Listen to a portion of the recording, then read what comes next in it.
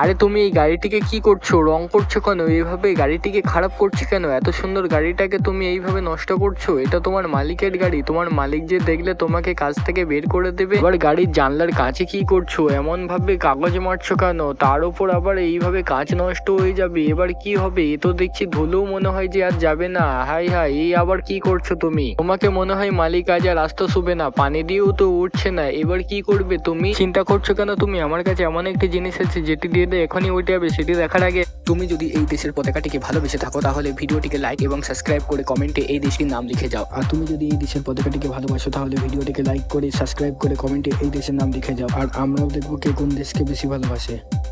এই দেখো, এই স্প্রেটি এমন একটি স্প্রে যেটি লাগালে সঙ্গে সঙ্গে সব দাগ উঠে যাবে, আর কোনো দাগ থাকবে না। সত্যি তো, গাড়িতে তো আর কোনো রঙের দাগ থাকলো না, আগের মতন গাড়িটা তো পুরো পরিষ্কার হয়ে গেল। এটাতে খুব ভালো একটি স্প্রে, দারুণ হয়েছে গাড়িটা।